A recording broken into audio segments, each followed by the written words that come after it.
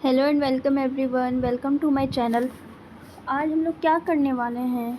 आज हम लोग बहुत ही इम्पॉर्टेंट बातें पढ़ने वाले हैं और वो है कि ग्रुप डी एग्ज़ाम में पूछे गए साइंस के प्रीवियस ईयर के क्वेश्चंस, 2022 के ग्रुप डी के क्वेश्चंस, जो कि अभी जितने भी रेलवे के एग्ज़ाम हो रहे हैं, अगर उसमें साइंस पूछी जा रही है तो आप समझ जाइए कि इसी एग्ज़ाम में या प्रीवियस ईयर के एग्ज़ाम से घुमा फिरा कर वो लोग क्वेश्चन तैयार करते हैं।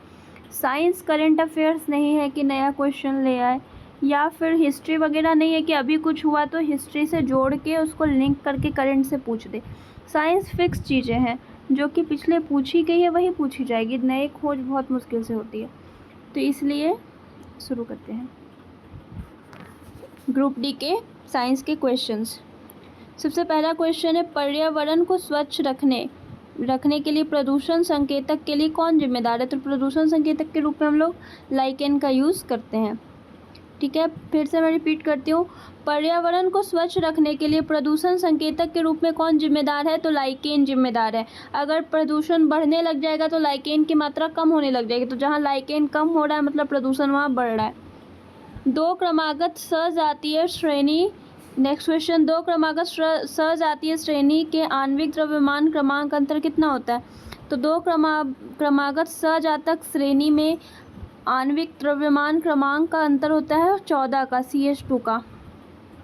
ठीक है, CH2 का। जैसे कि एग्जांपल लेते हम लोग, मीथेन क्या होता है? CH4 होता है। ठीक है, और इथेन क्या होता है? C2H6 होता है। तो कार्बन के बीच में कितना का अंतर? 1 से 2 हो गया, तो कार्बन के बीच में तो 1 का अंतर है। और हाइड्रोजन के बीच में कितना का अंतर? 4 से 6 हो गया, 2 का अंतर। तो हाइड्रोजन के बीच में 2 का अंतर है, तो CH2 हो गया। तो CH2 का अंतर है, जो कि CH2 यहाँ लिखा है। अब इसका मास देख लेते हैं। कार्बन का मास 12 और हाइड्रोजन का मास 1, 2 हाइड्रोजन का मास 2, तो 12 + 2 14 हो गया। तो इस तरीके से ये 14 आया। क्लियर? कोई डाउट है तो आप कमेंट बॉक्स में मुझसे पूछ सकते हैं। I am always here to help. चलिए नेक्स्ट क्वेश्चन देखते हैं। एड्स क्या होता है? एड्स का फुल फॉर्म क्या होता है? तो एड्स का फुल फॉर्म होता है एक्वायर्ड इम्यूनो डिफिशियंसी सिंड्रोम। नाम पढ़ के आपको समझ में आ रहा है कि इम्यून डिफिशियंसी सिंड्रोम, यानी एक ऐसा सिंड्रोम किसको कहते हैं? सिंड्रोम वो होता है जो बहुत सारी बीमारियों का ग्रुप होता है। सिंड्रोम यानी सर दर्द भी हो रहा है, बॉडी भी कमज़ोर हो रही है, छींक आ रही है, सर्दी लग जा रही है, तो ऐसे फीवर हो रहा है, वेट गेन नहीं हो पा रहा, तो ऐसे बहुत सारी बीमारियों का जो ग्रुप होता है वो ग्रुप ऑफ डिजीजेज सिंड्रोम कहलाता है। ठीक है, और यहाँ पे इम्यून डिफिशियंसी सिंड्रोम लिखा है, यानी कि इम्यून सिस्टम कमज़ोर होने की वजह से जो हमारे बीमारियों का सिंड्रोम हो जाता है वो होता है AIDS, acquired immunodeficiency syndrome. अब एड्स किससे होता है ये तो मैं आपको बता दे रही हूँ कि एड्स होता है वायरस से, लेकिन एड्स कौन से वायरस से होता है ये काम है आपको बताना। तो आप मुझे बताएंगे कि एड्स किस वायरस से होता है। नेक्स्ट क्वेश्चन देखते हैं। जल्दी जल्दी कमेंट बॉक्स में कमेंट करके बताइए कि एड्स किस वायरस से होता है, एड्स के वायरस का नाम क्या है। नेक्स्ट क्वेश्चन, किस प्रक्रिया द्वारा सतह का पानी, वर्षा का पानी और बर्फ़ का पिघलना ज़मीन में रिस जाता है? यानी जो सतह का पानी है, वर्षा का पानी है और बर्फ़ का पिघलना, इससे जो बारिश हुई वो ज़मीन में रिस किस प्रोसेस से जाता है? तो इनफिल्ट्रेशन प्रोसेस से ज़मीन में रिस जाता है। ठीक है, नेक्स्ट क्वेश्चन की तरफ बढ़ते हैं। आवर्त सारणी यानी पीरियोडिक टेबल में लिथियम से फ्लोरीन की तरफ जाने पर प्रभावी नाभिकीय आवेश में क्या बदलाव आता है? परमाणु त्रिज्या में क्या बदलाव आता है? तो आवेश यानी चार्ज बढ़ेगा या घटेगा लिथियम से फ्लोरीन की ओर जाने पे, और मास बढ़ेगा या घटेगा ये आपको बताना है। बताइए। देखिए, लिथियम कहाँ होता है? फर्स्ट ग्रुप में होता है ना लिथियम, और फ्लोरीन का है सेकेंड लास्ट ग्रुप में, 17th ग्रुप में फ्लोरीन होता है। Fe नहीं, F, fluorine second last group में होता है। लिथियम का एटॉमिक नंबर 3 और फ्लोरीन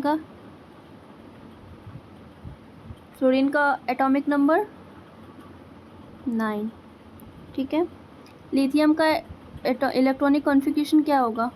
2,1, और फ्लोरीन का क्या होगा? 2,7। तो चार्ज किस पे डिपेंड करता है? आउटर मोस्ट सेल में जो इलेक्ट्रॉन होते हैं उस पर चार्ज डिपेंड करता है। लिथियम के पास आउटर मोस्ट सेल में कितने इलेक्ट्रॉन? 1 इलेक्ट्रॉन। और फ्लोरीन के पास आउटर मोस्ट शेल में कितने इलेक्ट्रॉन, 7 इलेक्ट्रॉन हैं। तो किसका चार्ज ज़्यादा होगा, आप क्लियरली मुझे बता सकते हैं। यहाँ एक ही इलेक्ट्रॉन है और यहाँ 7 इलेक्ट्रॉन है, तो चार्ज 7 वाले पे ज़्यादा होगा ना। तो फ्लोरीन का चार्ज लिथियम से फ्लोरीन की तरफ जाते वक्त चार्ज क्या होगा, बढ़ जाएगा, बिल्कुल बढ़ जाएगा, ठीक है। लेकिन आप एक और चीज़ देखिए, यहाँ पे 2,1 हो रहा है, यहाँ पे 2,7 हो रहा है, यानी कि नंबर ऑफ़ इलेक्ट्रॉन्स ज़्यादा है, लेकिन शेल कितना है, 2 शेल इधर भी, 2 शेल इधर भी। अब इधर 2 शेल में 3 इलेक्ट्रॉन और इधर 2 शेल में 9 इलेक्ट्रॉन, तो ये कम तेज़ी से खींच पाएंगे, लेकिन इनको बिल्कुल मजबूती से खींच के न्यूक्लियस अपने पास रखेगा, क्योंकि सेल बहुत इलेक्ट्रॉन बहुत ज़्यादा है, तो अट्रैक्शन फोर्स बहुत ज़्यादा होगा इलेक्ट्रॉन और प्रोटॉन के बीच में, तो न्यूक्लियस इनको खींच के रखेगा अपने पास। लेकिन इसको नहीं रख पाएगा क्योंकि इसके पास तो इलेक्ट्रॉन ही कम है, तो इसलिए इसका साइज बड़ा हो जाएगा। लेकिन ये क्या होगा, 2 ही शेल है और उसमें इलेक्ट्रॉन इतना बढ़ गया, तो ये सिकुड़ जाएगा, तो फ्लोरीन का साइज कम हो जाएगा। तो इसलिए अगर हम पीरियड की ओर तरफ बढ़ते हैं, इधर से इधर की ओर बढ़ेंगे, पीरियोडिक टेबल में अगर हम लोग लेफ़्ट टू राइट बढ़ते हैं, तो हमारा चार्ज तो बढ़ेगा, लेकिन मास हमारा मास कह रहे हैं, त्रिज्या कम हो जाएगा, ठीक है। नेक्स्ट क्वेश्चन देखते हैं। चलिए नेक्स्ट क्वेश्चन शुरू करते हैं। तो अभी मैं चल गई थी छत पे कपड़े लाने, इधर बारिश होने लगी, आ गई। चलिए शुरू करते हैं। तो न्यूलैंड, अब फिर से एक पीरियोडिक टेबल का क्वेश्चन आ गया कि न्यूलैंड के अष्टक में, न्यूलैंड से ऑक्टेट रूल दिया था, उसमें प्रथम और अंतिम तत्व कौन सा था। तो शुरू होता था हाइड्रोजन से और अंतिम तत्व थोरियम तक था। तो टोटल हाइड्रोजन से लेकर थोरियम तक था, पहला तत्व हाइड्रोजन, अंतिम तत्व थोरियम। बहुत इंपॉर्टेंट क्वेश्चन है, पूछा जा सकता है, और ये ऐसा क्वेश्चन है जो आपको याद रखना होगा। ये पीरियोडिक टेबल वाला न्यूलैंड का अष्टक वाला क्वेश्चन, ये आपको याद ही रखना होगा, इसमें आप कोई कॉन्सेप्ट लगा नहीं सकते, सीख नहीं सकते, तो ये सब याद करने लायक क्वेश्चन है। नेक्स्ट देखते हैं। और आजकल रेलवे ग्रुप डी ऐसे ऐसे क्वेश्चन टारगेट कर रहा है।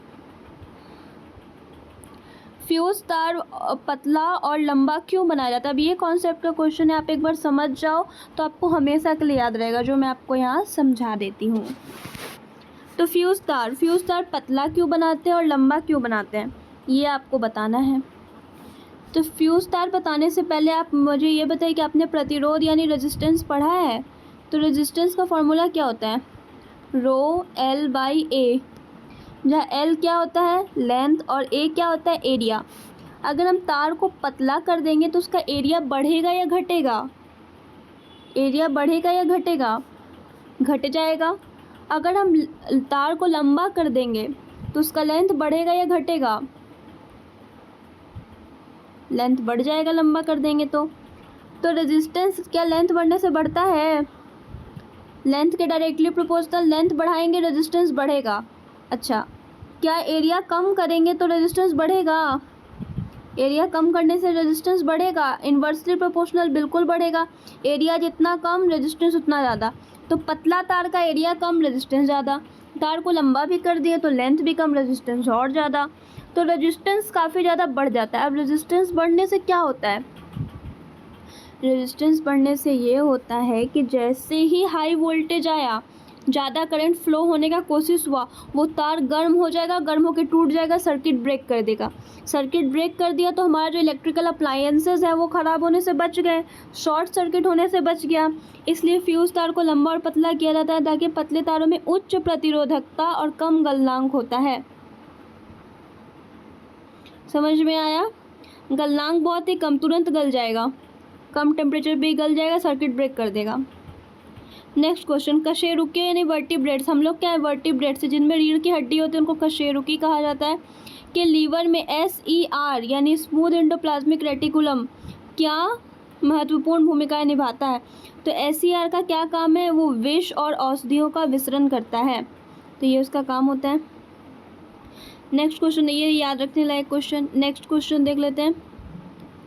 ओम का नियम क्या है, ये भी याद रखने, V = IR। V होता है यहाँ पे पोटेंशियल डिफरेंस, I होता है करंट और R होता है रेजिस्टेंस। नेक्स्ट क्वेश्चन, वाइट और ब्लैक फोटोग्राफी, ये भी याद करने वाले क्वेश्चन है। देख लीजिए कितने सारे याद करने वाले क्वेश्चन आते हैं, और यही क्वेश्चन सीधा उठा के आपको बिल्कुल आपको लगेगा कि कल मैं पढ़ के गई, आज एग्जाम में क्वेश्चन आ गए।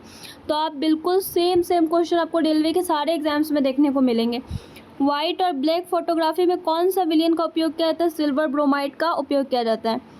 तो सिल्वर ब्रोमाइड का याद रखिएगा, इसको इम्पोर्टेंट क्वेश्चन है। नेक्स्ट क्वेश्चन,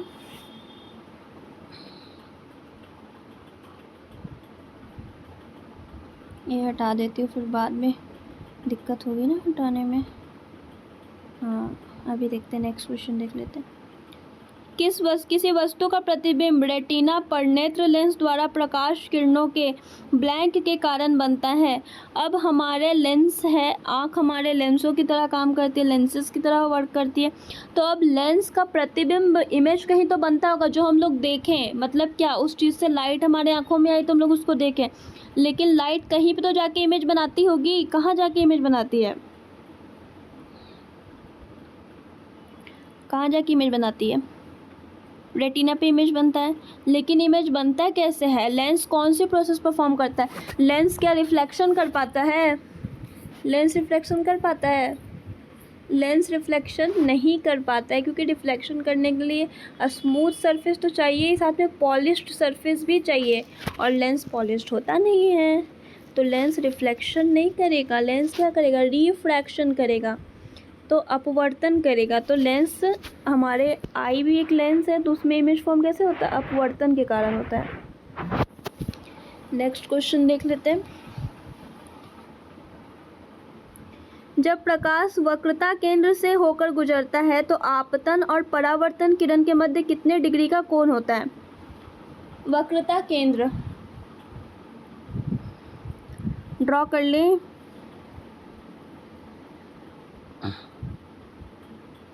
देखो, ये हम ड्रॉ अगर कर लेते हैं, क्या मिरर, कौन सा मिरर है ये आप मुझे कमेंट बॉक्स में आंसर करेंगे। ये बीच वाले पॉइंट को हम लोग क्या कहते हैं?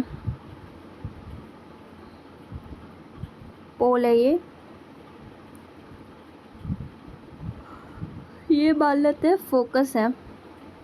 फोकस अगर x दूरी का होगा तो फोकस से ही x और दूरी पे होता है सेंटर ऑफ कर्वेचर, यानी वक्रता केंद्र। ठीक है, फोकस से ही सेम दूरी का ही होता है, यानी ये अगर 1 सेंटीमीटर तो ये भी 1 सेंटीमीटर, टोटल 2 सेंटीमीटर। तो जब कोई लाइन आ रही है और आ वो ऐसे रही है कि वक्रता केंद्र से होकर आ रही है, थोड़ा सा टेढ़ा हो गया ना, इसको ऐसे बना लेते हैं। तो अगर कोई लाइन आ रही है वक्रता केंद्र से होकर आ रही है, तो वो गुजर भी जाएगी वक्रता केंद्र से ही होकर। ये हमारा कॉन्सेप्ट होता है। तो यानी आपतित किरण और परावर्तित किरण के बीच में कोई कोण बनता ही नहीं है, जिससे आई वैसे ही चल गया, यानी 0 डिग्री का कोण बना, तो आंसर हो जाएगा 0 डिग्री। समझ में आया कैसे हुआ? कोई भी डाउट हो तो आप मुझसे बिल्कुल पूछ सकते हैं एक ही बार में। नेक्स्ट देखते हैं, नेक्स्ट क्वेश्चन की ओर मूव ऑन करते हैं। पर्दे पर जो प्रतिबिंब बनती है वो कैसी होती है? पर्दे पे बना हुआ प्रतिबिंब कैसा हो रहा है? तो किसी भी इमेज को अगर हम पर्दे पे उतार पा रहे हैं, मतलब वो रियल इमेज है, वास्तविक इमेज है। ठीक है, इसको याद रखना है बिल्कुल, और ये काफ़ी बेसिक है। नेक्स्ट, जिप्सम को जलाने पर कौन सा पदार्थ प्राप्त होता है? तो जिप्सम को जब हम गर्म करते हैं तो क्या होता है? उसमें से पानी उड़ जाता है, पानी उड़ने के कारण हम लोग को प्लास्टर ऑफ पेरिस मिल जाता है।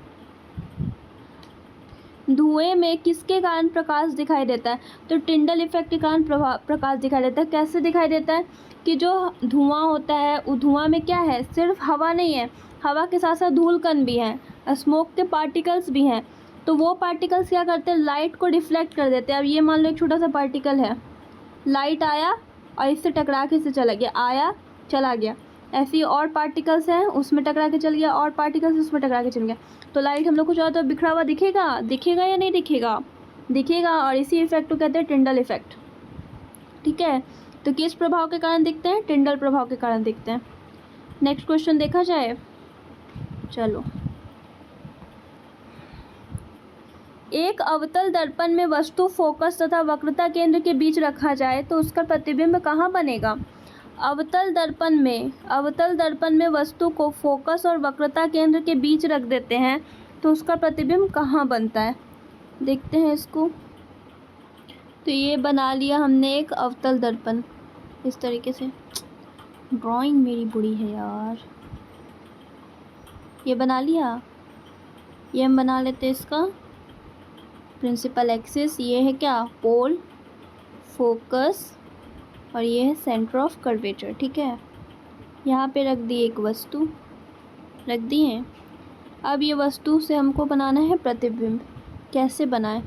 चलो एक इससे पैरेलल लेके चल जाते हैं। नहीं, पैरेलल ही लेके जाएंगे, अनंत पे थोड़ी है वस्तु।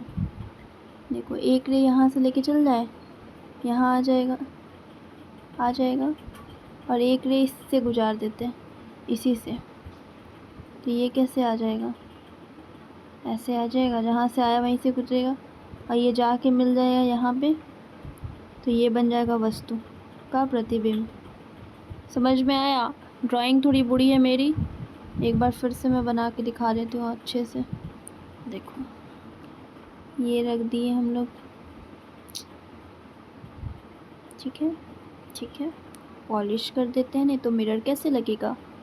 फोकस, सेंटर ऑफ कर्वेचर, यहाँ रख दिए एक वस्तु से ऐसे लाइन लेके आए, इससे गया प्रिंसिपल पोल से होके गुजरा। ठीक है, फिर क्या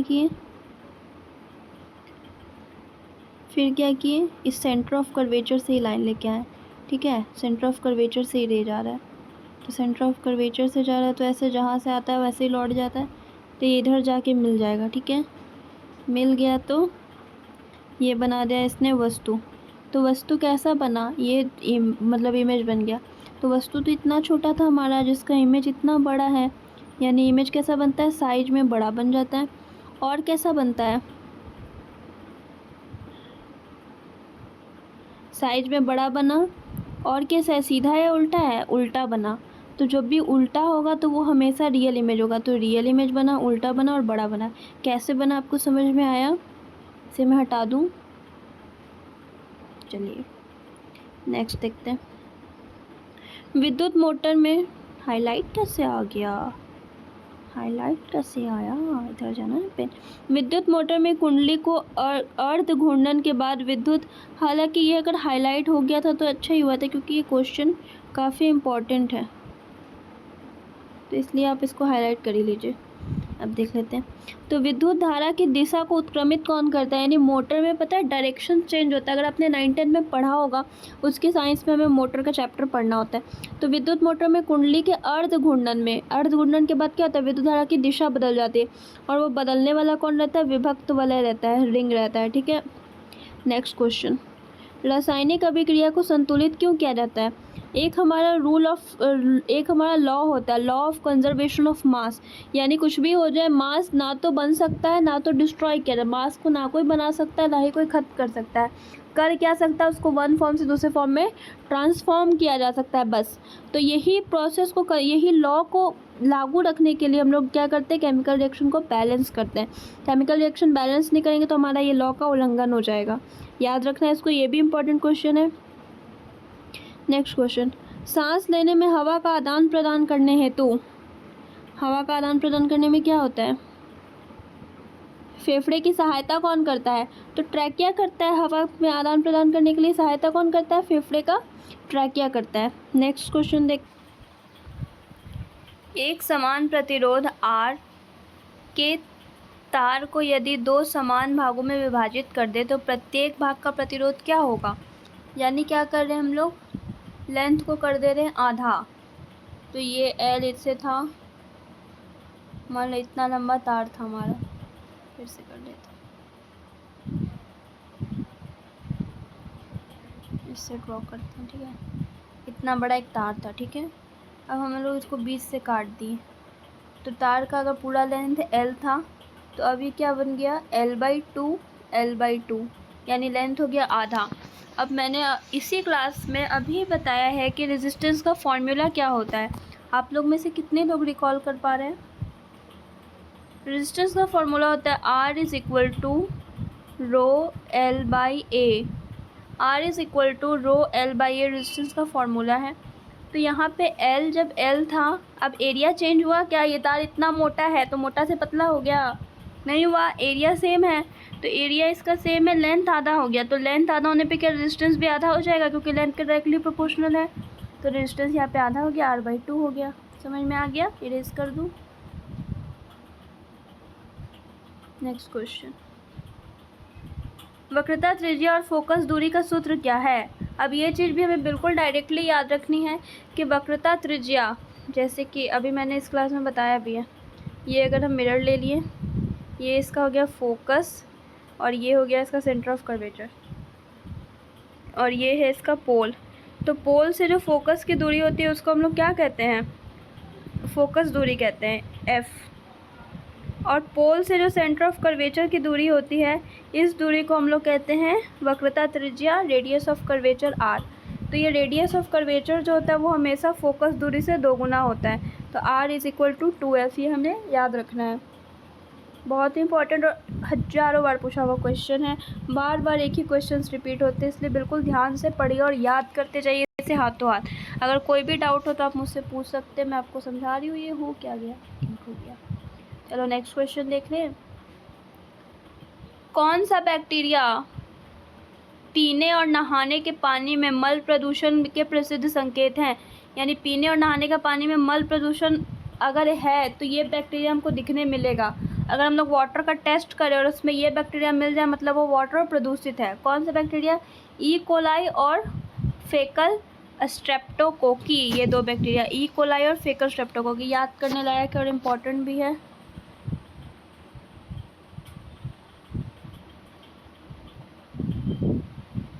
याद रखिएगा। नेक्स्ट क्वेश्चन देख लेते हैं। आलू पर आयोडीन के घोल को डालने पर जो हिस्सा आयोडीन के घोल के संपर्क में आता है वह किसकी उपस्थिति के कारण नीला काला? तो अगर आलू पे हम लोग आयोडीन डालेंगे तो ब्लू ब्लैक कलर में कन्वर्ट हो जाएगा, नीला काला हो जाएगा। क्यों हो जाए? क्योंकि उसमें स्टार्च है। अगर स्टार्च पे आयोडीन डालते हैं तो ब्लू ब्लैक में हो जाता है। आलू पे डाले तो आलू भी ब्लू ब्लैक हो गया, मतलब आलू में स्टार्च है। नेक्स्ट क्वेश्चन, पौधे में गैस विनिमय गैस का ट्रांसफ़र किसके कारण होता है? तो पौधे के पत्तों के सरफेस पे क्या रहते हैं? छोटे छोटे पोर्स रहते हैं। वो पोर्स क्या करते हैं? गैसेस का ट्रांसफ़र करते हैं। तो गैसेस का ट्रांसफ़र उन पोर्स के कारण होता है। उन पोर्स का नाम कोई रिकॉल कर सकता है क्या? कीजिए, यहीं तो आंसर लिखा है, स्टोमाटा यानी रंध्र।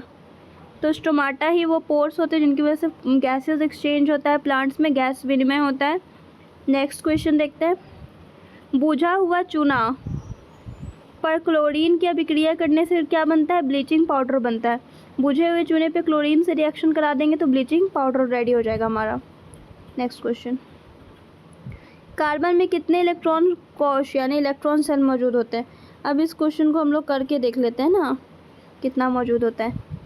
तो कार्बन का जल्दी मुझे बोलिए, बताइए, कार्बन का एटॉमिक नंबर बताइए।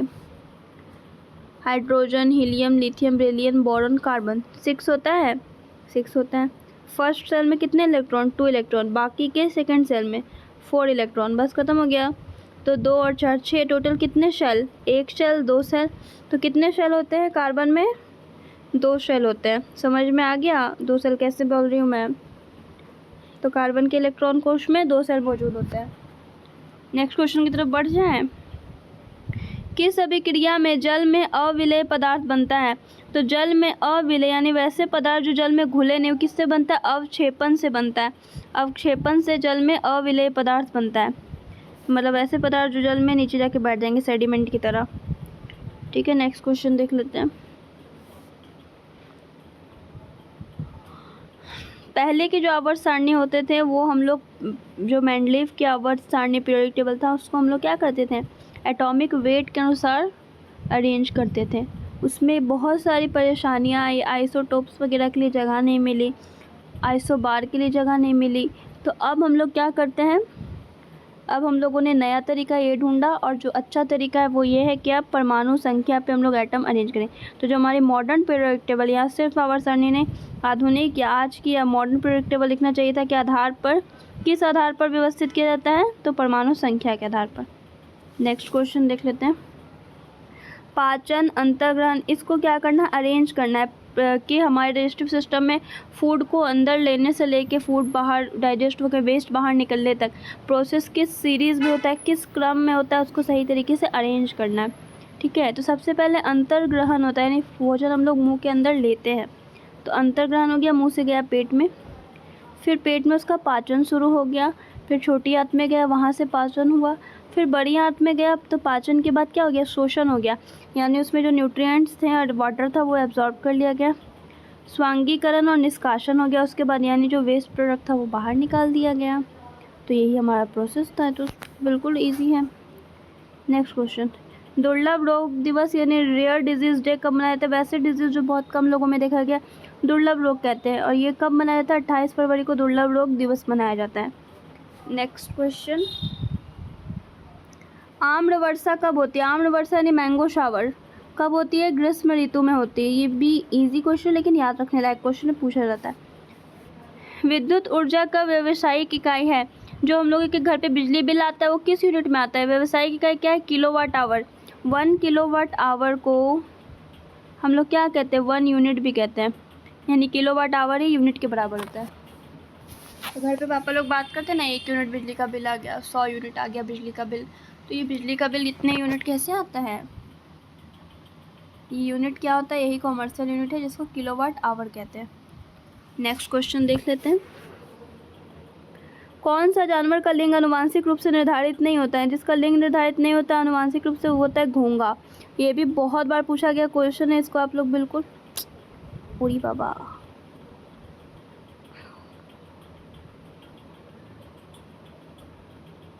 ये हो क्यों नहीं रहा है? कोई बात नहीं, आप समझ गए ना कि इसमें क्या करना है, इसको हाईलाइट कर लेना, इम्पॉर्टेंट है, याद रखना है, हाईलाइट करके छोड़ नहीं देना है, याद रखना है। नेक्स्ट क्वेश्चन देख लेते हैं। नेक्स्ट क्वेश्चन है, 16th ग्रुप में अधात्विक गुण किसमें सर्वाधिक होता है? तो ऑक्सीजन में सर्वाधिक होता है। अब अधात्विक गुण कैसे सर्वाधिक होता है?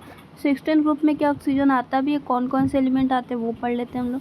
तो 16th ग्रुप का फॉर्मूला ये होता है हमारा ऐसा, ओ स्टाइल से तेल पॉलिश, ये होता है। ओ से ऑक्सीजन, स्टाइल से सल्फर, से एसी से सेलेनियम, टी से टेल्यूरियम, पीओ से पोलोनियम। तो ये 5 एलिमेंट होते हैं, और भी होते हैं लेकिन मेन जरूरी जो होते हैं 5 होते हैं, और रेडियो एक्टिव होते हैं। तो ये एलिमेंट्स हैं हमारे, ओ स्टाइल से तेल पॉलिश। तो जैसे ही हम लोग नीचे जाते जाते हैं, जैसे अब धातु और अधातु क्या होता है? वो चीज़, वो एलिमेंट जो इलेक्ट्रॉन आसानी से लूज़ कर दे वो होता है मेटल यानी धातु। जैसे कि सोडियम मेटल है तो इलेक्ट्रॉन लूज़ करके Na+ बना देगा, लिथियम Li+ बना देगा, मैग्नीशियम Mg2+ बना देगा। तो जो मेटल होते हैं वो इलेक्ट्रॉन लूज़ कर देते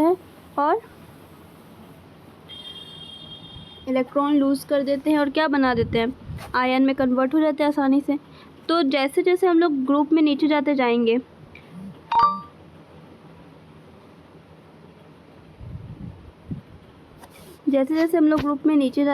क्या होगा? न्यूक्लियस से शेल की इलेक्ट्रॉन की पकड़ ढीली होती जाएगी, तो उसको लूज़ कर पाना आसान होगा, उसको छोड़ पाना आसान होगा। तो जैसे जैसे नीचे जाएंगे क्या होगा? इलेक्ट्रॉन आसानी से बाहर आ जाएंगे। इलेक्ट्रॉन आसानी से बाहर आ गए, इससे मतलब क्या समझ में आया? मतलब ये समझ में आया कि मेटालिक नेचर बढ़ते जा रहा है नीचे जाने पे। तो सबसे कम मेटालिक कौन होगा? जो सबसे नीचे होगा। सबसे कम मेटालिक कौन होगा? जो सबसे ऊपर होगा। और सबसे ज़्यादा मेटालिक होगा जो सबसे नीचे होगा।